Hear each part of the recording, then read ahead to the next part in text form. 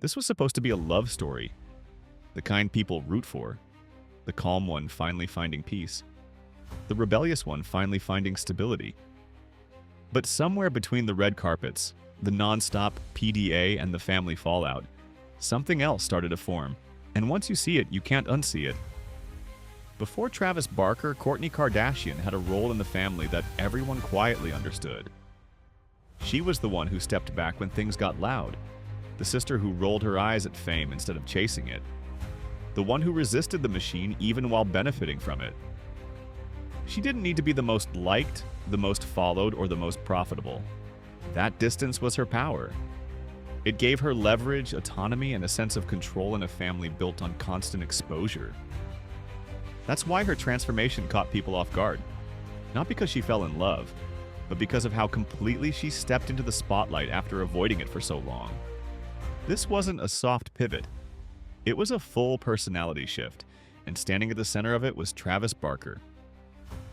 Travis was never just a boyfriend.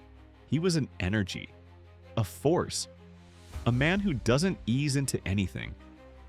His entire life has been defined by intensity. The music, the tattoos, the way he commits. When Travis loves, he doesn't flirt with restraint. He consumes. That works in music. It works in art. But in relationships, especially ones tied to powerful families, that kind of intensity doesn't just stay contained. It spills. From the moment they went public, it was clear this relationship wouldn't be quiet. The affection wasn't subtle, it was constant. Hands everywhere, kisses everywhere, cameras everywhere. For fans, it felt exciting. For the Kardashian ecosystem, it was disruptive. Visibility in that family is currency, and Travis didn't just participate in it, he amplified it. What looked romantic on the surface started to feel performative underneath.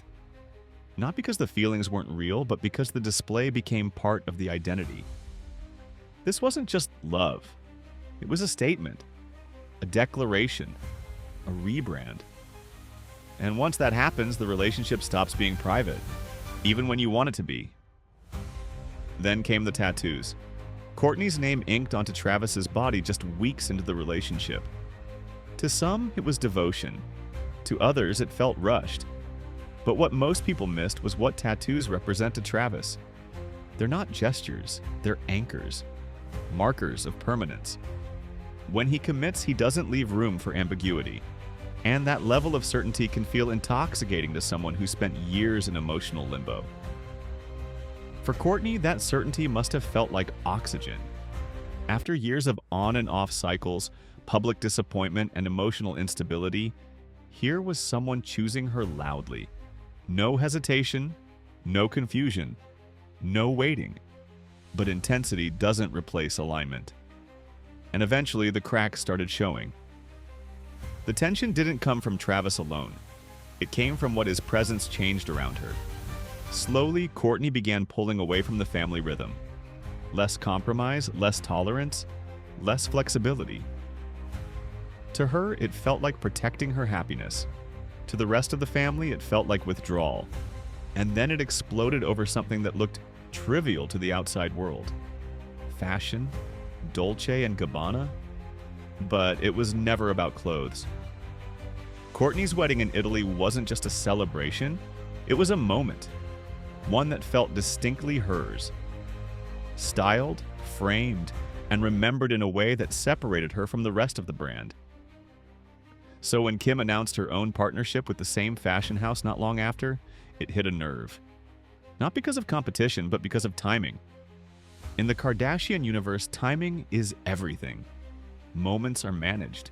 Narratives are protected. And Kourtney felt like hers had been absorbed into something bigger without her consent.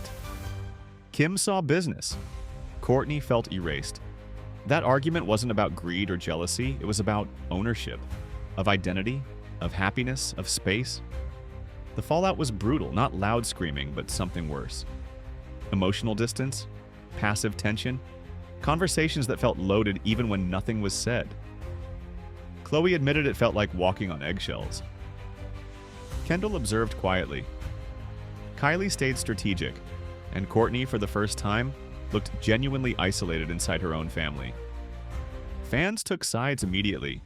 Team Kourtney, Team Kim, love versus legacy, happiness versus empire. Online, it became a cultural moment. Memes, clips, breakdowns, analysis. Everyone had an opinion. And Travis, intentionally or not, became the symbol of the divide.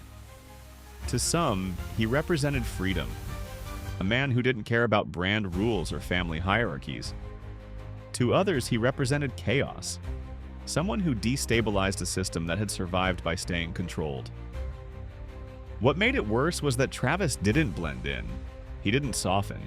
He stayed exactly who he was. Loud, affectionate, unfiltered. And that's where the love bubble problem comes in. Love bubbles feel safe on the inside and threatening on the outside. They create a world where only two people matter, and everyone else becomes background noise. For Kourtney, that bubble may have felt like sanctuary, but from the outside, it looked like exclusion. The more she leaned into it, the more her family felt shut out. And once that perception sets in, every action gets reinterpreted. That's also why rumors stick. When whispers about Travis possibly stepping out began circulating, the reaction wasn't shock, it was resignation. Not because there was proof, but because the narrative made sense to people, his past, his intensity. The old stories about his fixation on Kim years ago. None of it was new, but all of it resurfaced at the worst possible time. And that's the most dangerous part of rumors. Not whether they're true, but whether they feel believable. The idea that Travis once wanted Kim more than Kourtney became fuel. It reframed everything. The PDA. The overcompensation. The need to be seen. Even if the rumor had no foundation, it exposed an insecurity that people could latch onto. And once the internet decides a story fits, it doesn't need confirmation. Meanwhile, Kourtney stayed mostly silent. No dramatic denials, no emotional counterattacks, just distance. And that silence did more than any statement could. It made people wonder what was being protected. What's undeniable is this. Travis didn't just change Kourtney's love life, he changed her relationship with power, with visibility, with loyalty. She stopped playing her old role, and when someone exits a system without replacing the function they once served, the system reacts. That doesn't mean she's wrong, it means there's a cost. Choosing intensity over balance comes with consequences. Choosing devotion over diplomacy creates friction.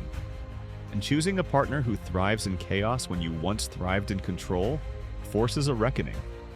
Not just personally, but relationally, that the cameras are still rolling. The family is still fractured, and the relationship is still unfolding in real time.